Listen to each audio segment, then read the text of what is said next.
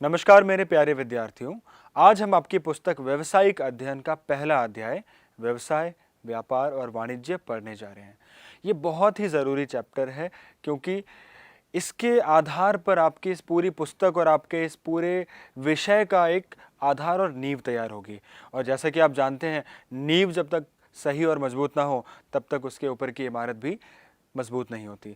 तो इसलिए मैं चाहूँगा कि आप इस अध्याय पर बहुत ध्यान दें, इसकी बारीकियों को समझें, ताकि आप आने वाले जो अध्याय हैं और इस विषय के बारे में जो आपको जानना है वो जानने में आपको आसानी हो। लेकिन आपको बारीकियों में ले जाने से पहले मैं चाहूँगा कि हम इसको थोड़ा सा आसान रखें और हम ये सोचें कि हम ये विषय क्यों पढ़ रहे हैं, व्यवसाय के बारे में क्यों जानना है और क्या हम पहली बार इसके बारे में पढ़ रहे हैं। क्या हमारे लिए कोई नई चीज़ है या क्या हमारे देश के लिए कोई नई चीज़ है? क्या हम इसको अचानक से एक नए तकनीकी तरीके से पढ़ेंगे? मेरा कहना है नहीं। हम इसको कोशिश करते हैं जानने की इतिहास के माध्यम से। आप सभी बच्चे 10वीं की परीक्षाओं के बाद 11वीं कक्षा में आए हैं। आप सब ने 10वीं तक इतिहास की किताबें कई कक्षाओं में पढ़ी हैं। आप सबको याद होगा कि कई बार आपने जिक्र सुना है या पढ़ा है कि विदेशों से कई यात्री या कई व्यापारी भारत आया करते थे। व्यापार के सिलसिले में ही आए हुए ब्रिटिश या अंग्रेज़ व्यापारी आगे चल के हमारे देश के शासक बन बैठे। तो ये व्यापार और व्यवसाय में ऐसा क्या था और भारत में खास करके ऐसा क्या था जिसकी वजह से इतना ज़्यादा भारत पूरी दुनिया की नज़रों में बना रहा। तो ये करीब 300-400 साल पहले भी अगर हम जाते हैं तो हम पाएंगे कि भारत हमेशा से व्यवसाय के क्षेत्र में, अर्थव्यवस्था या अर्थशास्त्र के क्षेत्र में दुनिया में सबसे अग्रणी रहा है। भारत को पूरी दुनिया में सोने की चिड़िया या स्वर्णिम भारत के नाम से जाना जाता था क्योंकि भारत अपने संसाधनों के वजह से बहुत ही समृद्ध देश था। भारत में चाहे हम खनिज संसाधनों की बात करें या हम खेती के लिए उपयुक्त जलवायु या मिट्टी की बात करें या किसी भी अन्य तरह के धातु जैसे सोना, चांदी आदि इनकी बात करें, भारत इन सभी संसाधनों में हमेशा संपन्न रहा है, जिसकी वजह से भारत पर दुनिया भर की नज़रें हमेशा से रही हैं। हालांकि भारत तक आने का रास्ता 1497-98 में वास्को डी गामा ने, जो कि एक पुर्तगाली नाविक था, उन्होंने खोजा। जब से ये घटना घटी इसके बाद से भारत विदेशों से लोगों का आना जाना बहुत ज़्यादा शुरू हो गया और ऐसे कई सारे मार्ग बने जिनका मुख्य उद्देश्य व्यवसाय और व्यापार को ही आगे बढ़ाने का था। कई मार्ग भारत से सीधा जाते थे जबकि कई मार्ग भारतीय उपमहाद्वीप के अन्य देशों जैसे चाइना आदि से होके जाते थे। आपने पिछली कक्षाओं में रेशमी मार्ग, जिसको सिल्क रूट भी आपने सुना होगा, उसके नाम से भी जाना जाता है। मसाला मार्ग, जहाँ जिससे कि भारत के मसाले दुनिया भर में पहुंचते थे, उनको बहुत ज़्यादा दुनिया भर ने यूज़ किया। ऐसे कई मार्ग बने, ऐसे कई रास्ते बने जिनके ज़रिए दुनिया भारत तक आना चाहती थी और आती थी। तो इन सभी चीज़ों का भारत की संस्कृति पर बहुत असर पड़ा, भारत के राजनीतिक और सांस्कृतिक संपदा पर इसका बहुत असर पड़ा। भारत ना केवल व्यापारी आए बल्कि शासक भी आए। जैसा कि हम जानते हैं, करीब 1750 सन के आसपास ब्रिटिशर्स और उनकी ईस्ट इंडिया कंपनी भारत व्यापार करने के उद्देश्य से आए और जो कि आगे जाकर जिन्होंने भारत को करीब करीब 200 सालों तक इस पर शासन भी किया। तो ये सब व्यापार के वजह से, व्यापार के कारण हुआ। व्यापार ने भारत की संस्कृति को बहुत बदला है, भारत के ऊपर बहुत गहरी छाप छोड़ी है और ऐसा सिर्फ भारत ही नहीं बल्कि दुनिया के किसी भी देश का आप उदाहरण ले लें, व्यापार और व्यवसाय एक ऐसी चीज़ है जिसने हमेशा समाजों के निर्माण में बहुत महत्वपूर्ण भूमिका निभाई है। भारत में भी ऐसा ही रहा है। जितने भी मार्गों की मैंने बात की, ऐसे अन्य कई मार्ग थे जिनके भारत से जुड़ने के बाद भारत में कई सारे व्यावसायिक और व्यापारिक समुदाय बने। कई लोगों ने अपने गुट बनाए, समुदाय बनाए, व्यापारियों ने अपने समुदाय बनाए ताकि उनके हितों की रक्षा हो सके, उनके भलाई को और बढ़ावा दिया जा सके। लोगों ने तरह तरह के व्यापार अपनाए, चाहे वो कृषि में हो, चाहे वो कारीगरी हो, चिनाई हो, निर्माण का कार्य हो या किसी भी तरह का कार्य हो, परिवहन हो, सभी तरह के व्यवसाय भारत के लोगों ने अपनाए, उनको उनमें अपनी मेहनत को लगाया और दुनिया भर में अपना नाम कमाया। इतना ही नहीं, व्यवसाय के कारण भारत में कई व्यापारिक केंद्रों का निर्माण हुआ। ऐसे शहर या ऐसे क्षेत्र जो पहले शायद लोगों के लिए अनजान थे, अब वो ना केवल भारत के लिए बल्कि पूरी दुनिया के लिए बड़े व्यापारिक केंद्र बन गए। चाहे हम मथुरा की बात करें, उज्जैन की बात करें, पेशावर हो, पाटलिपुत्र हो, सूरत हो, ये सभी दुनिया के नक्शे पर, ना केवल भारत के बल्कि दुनिया के नक्शे पर बड़े व्यापारिक केंद्र बनकर उभरे। तो इस तरह से धीरे धीरे करीब हम कह सकते हैं कि सन 1500 के बाद से उसके अगले 300-400 सालों तक भारत में व्यापार, व्यवसाय, इन सब को दुनिया तक पहुंचाने में मदद मिली और भारत दुनिया के व्यापारिक और व्यावसायिक नक्शे पर एक बहुत बड़ी छाप छोड़ पाया। इसी के पीछे के जब कारणों की हम बात करते हैं तो उनके कई कारण निकल कर आते हैं। उनमें से एक जो सबसे महत्वपूर्ण कारण हम इस अध्याय में पढ़ते हैं वो है भारत की अपनी बैंकिंग प्रणाली। आपको जानकर हैरानी होगी कि आज हम इतने सारे बैंक जो अपने आसपास देखते हैं, बैंक हमारे जीवन का एक इतना महत्वपूर्ण अंग बन गए हैं। ये बैंक भारत के लिए कोई नई बात नहीं है। भारत में बैंक और बैंकिंग गतिविधियां, बैंकिंग प्रणाली कई सदियों से चली आ रही है। बल्कि आपको ये जानकर और हैरानी होगी कि भारत का एक खुद का स्वदेशी बैंकिंग तंत्र कई सालों पहले, कई 100 साल पहले विकसित हो गया था, जिसने अपने कई तंत्र बनाए, अपने कई दस्तावेज बनाए जो आगे जाकर यूरोप और अन्य महाद्वीप के देशों में अपनाए गए। भारत की जो स्वदेशी बैंकिंग प्रणाली थी उसको बल मिला जब अंग्रेजों के आने के बाद भारत ने मुद्रा का उपयोग करना सीखा। मुद्रा के उपयोग से पहले आप जानते हैं वस्तु विनिमय प्रणाली हुआ करती थी, जहां पर लोग वस्तुओं के बदले वस्तुओं का आदान प्रदान करते थे। लेकिन जैसे ही वस्तु विनिमय प्रणाली की जगह मुद्रा ने ली, भारत में धातुओं का इस्तेमाल किया जाने लगा, सोने, चांदी व अन्य कई धातुओं का इस्तेमाल किया जाने लगा मुद्रा को बनाने के लिए। मुद्रा का जब से प्रचलन शुरू हुआ तो व्यापार, व्यवसाय और बढ़ा, जिससे लेन देन बढ़ा। लोगों ने बैंकिंग को अपना व्यवसाय बनाया, जिसके वजह से दूसरे लोग अपनी कीमती धातुएं या मुद्राएं इन बैंकरों के पास आकर जमा करने लगे। तो भारत ने जब बैंकिंग प्रणाली को इस तरह से शुरुआत की तो लोगों के लेन देन बढ़े। लोगों के जब लेन देन बढ़े तो लोग उधार लेन देन भी करने लगे।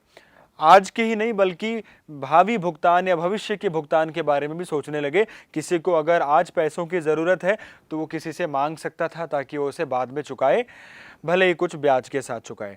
तो लोग आज की नहीं बल्कि आगे की को ध्यान में रखते हुए भी लेन देन करने लगे। और जब आगे यानी ऋण के लेन देन की बात आई या जब उधार लेन देन की बात आई तो ऐसे कई दस्तावेज बने जिसको हम आगे जाकर अंग्रेजी भाषा में या यूरोपियन सभ्यता के अनुसार पढ़ते हैं। ऐसे कई दस्तावेज भारत की बैंकिंग प्रणाली में बहुत प्रसिद्ध हुए। इन्हीं में से एक महत्वपूर्ण दस्तावेज है हुंडी। हुंडी ऐसा दस्तावेज था जिसके द्वारा एक व्यक्ति किसी अन्य व्यक्ति को आदेश देता था कि उसे किसी तीसरे व्यक्ति को कोई भुगतान करना है, जिसका कि नाम उस दस्तावेज पर लिखा हुआ है। मान लीजिए मैं एक्स नाम के एक व्यक्ति को आदेश देता हूं कि उसे वाई नाम के एक व्यक्ति को कुछ भुगतान करना है। इसके लिए मैं एक्स को हुंडी का दस्तावेज दूंगा जिसके ऊपर वाई का नाम लिखा होगा। वाई उस राशि को पाने का हकदार बनेगा और एक्स का यह दायित्व होगा कि एक्स वाई को उस राशि का भुगतान करे। हुंडी ने भारतीय बैंकिंग प्रणाली में लेन देन को बहुत ही सुचारू और सुविधाजनक बना दिया। इसका एक तो विशेषता थी कि यह स्थानीय भाषा में हुआ करती थी। दूसरा, बिना शर्त एक्स जैसे व्यक्ति को भुगतान करने का आदेश होता था। और तीसरा, हुंडी जैसे दस्तावेज हस्तांतरणीय होते थे। इसका अर्थ ये था कि इन दस्तावेजों को किसी दूसरे व्यक्ति के नाम पर हस्तांतरण भी किया जा सकता था। मतलब अगर वाई चाहता कि एक्स वह भुगतान वाई की जगह किसी और को करे तो वाई उस दस्तावेज को, हुंडी को किसी और, मान लीजिए जेड नाम के एक व्यक्ति को हस्तांतरित कर सकता था। तो इन सभी वजहों से हुंडी और ऐसे अन्य कई दस्तावेज थे जिन्होंने लेन देन को बहुत सुविधाजनक बनाया। बल्कि इतना ज़्यादा इनका उपयोग होने लगा कि इनके भी कई प्रकार बने। हुंडियों के भी दो प्रकार थे, एक दर्शनी हुंडी और दूसरा मुद्दती हुंडी। दर्शनी हुंडी के ऊपर कोई निश्चित तिथि नहीं लिखी जाती थी। वो जब प्राप्त करता चाहे वो एक्स नाम के व्यक्ति से उसे मांग सकता था। जबकि मुद्दती हुंडियों पर भुगतान की तारीख लिखी जाती थी। तो इस प्रकार हुंडियों ने और ऐसे कई दस्तावेजों ने भारतीय बैंकिंग को बड़ा ही एक सुदृढ़ सिस्टम या प्रणाली बनाया। बैंकिंग प्रणाली के सुदृढ़ होते ही भारत में व्यापार और ज़्यादा बढ़ने लगा, और जैसा कि हम पहले ही देख चुके हैं कि भारत में कई व्यापारिक केंद्र बन के उभरे। इतना ज़्यादा व्यापार भारत में फैल गया कि भारत का विश्व व्यापार या व्यवसाय में योगदान या कह लें हिस्सा बहुत ज़्यादा हो गया। सन 1750 के आसपास भारत दुनिया भर के औद्योगिक उत्पादन का करीब करीब 25% हिस्सेदार था। हालांकि हमें यह बात ध्यान रखनी होगी कि ये वो समय था जब यूरोप में अभी तक औद्योगिकरण अपने पूरे जोर पर नहीं आया था, जिसके कारण भारत में हस्तनिर्मित वस्तुओं का जो बाजार था वो दुनिया भर में बहुत ज़्यादा प्रसिद्ध था। लेकिन जब से सन 1750 के आसपास अंग्रेजी शासन की शुरुआत भारत में होने लगी, जब ब्रिटिश व्यापारी और उनकी ईस्ट इंडिया कंपनी ने भारत में प्रवेश किया और धीरे धीरे भारत को अपने शासन के अंदर ले लिया, तो इसके बाद उन्होंने बड़े ही व्यवस्थित तरीके से भारतीय व्यवसाय को केवल अपने तक सीमित रखने की कोशिश की, जिस कारण भारत का विश्व व्यापार में या व्यवसाय में हिस्सा धीरे धीरे घटते गया। सन 1952 आते आते आज़ादी के कुछ साल बाद के आंकड़े की अगर हम बात करें तो भारत का विश्व व्यापार में हिस्सा केवल 3.8% का रह गया था। हालांकि आज़ादी के बाद हमारी सरकारों ने और आज तक की सरकारों ने काफ़ी ज़्यादा कोशिशें की हैं, कई नीतियां बनाई गई हैं, कई कार्यक्रम चलाए गए हैं ताकि भारत में व्यवसाय को बढ़ावा मिले, और हम ये कह सकते हैं कि काफ़ी हद तक ये सफल भी रहा है, क्योंकि करीब 10 साल पहले एक ऐसा भी समय था जब भारत की अर्थव्यवस्था दुनिया में सबसे तेज़ गति से बढ़ रही थी, और आज भी भारतीय व्यवसाय दुनिया भर की नज़रों में काफ़ी अच्छा स्थान प्राप्त कर चुका है। तो जैसा कि हमने देखा, व्यवसाय भारत के लिए तो खास करके कोई नई चीज़ नहीं है। भारत की संस्कृति में, समाज में व्यवसाय का हमेशा से बहुत बड़ा योगदान रहा है। इसने भारत को राजनीतिक और सांस्कृतिक और सामाजिक हर तरह से भारत को प्रभावित किया है। अतः हम देख सकते हैं कि व्यवसाय का हमारे समाज में बहुत महत्वपूर्ण स्थान है। ये पूरा ऐतिहासिक एक परिप्रेक्ष्य देखने के बाद अब हम शायद थोड़ा सा तैयार हैं कि हम इस बात को समझ चुके हैं कि व्यवसाय एक बहुत ही महत्वपूर्ण चीज़ है। इसलिए आगे जब आप व्यवसाय की बारीकियों में जाएंगे तो मेरे प्यारे बच्चों, मैं चाहूँगा कि आप इस बात को ध्यान रखें कि व्यवसाय सिर्फ एक विषय नहीं बल्कि एक जीवन शैली है, और भारत जैसे समाजों को परिवर्तित करने की क्षमता रखने वाली एक धारा है। व्यवसाय है क्या?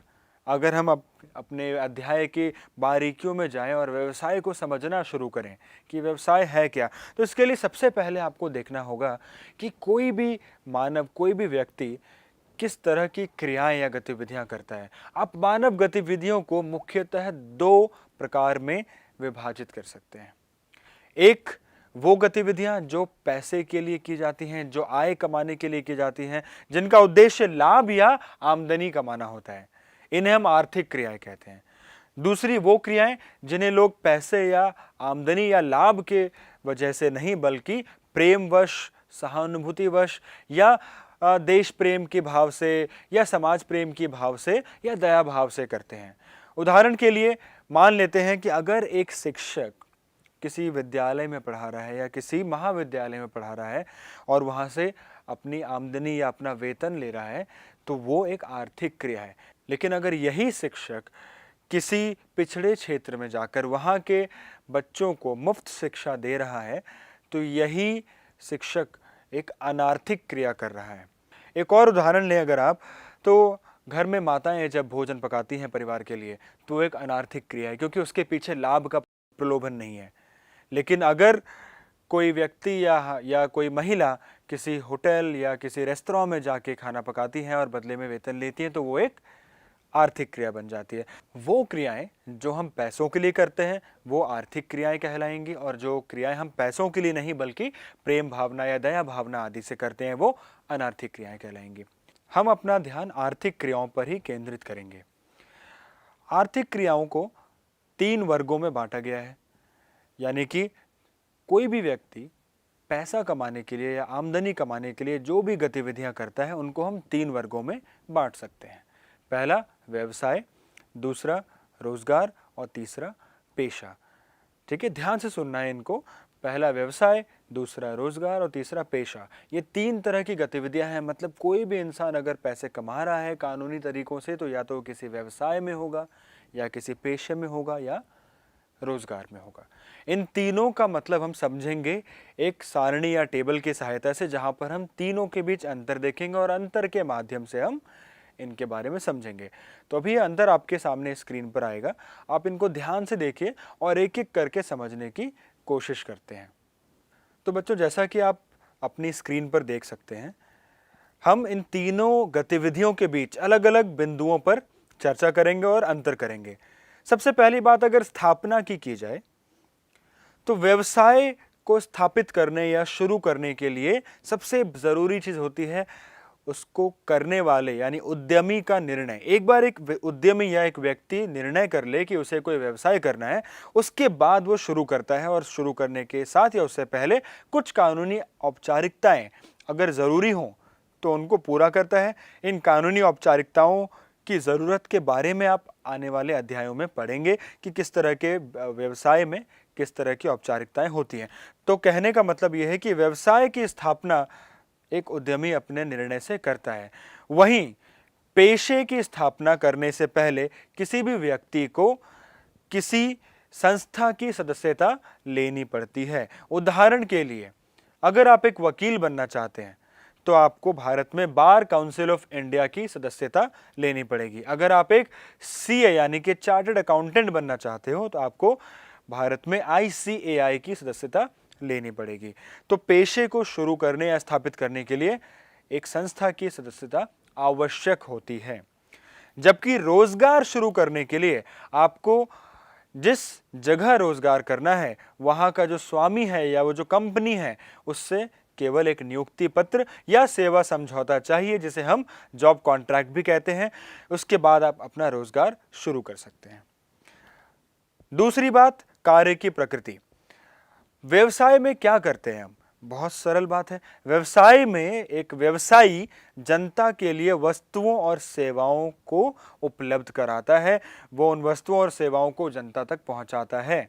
जबकि पेशे में एक व्यक्ति विशेषज्ञ सेवाएं प्रदान करता है, जैसे कि कोई डॉक्टर, कोई वकील, ये अपनी विशेषज्ञ सेवाएं देते हैं जो उनकी खुद की शिक्षा है, जो उनका खुद का कुशलता है, उसके अनुसार वो लोगों को सेवाएं प्रदान करते हैं।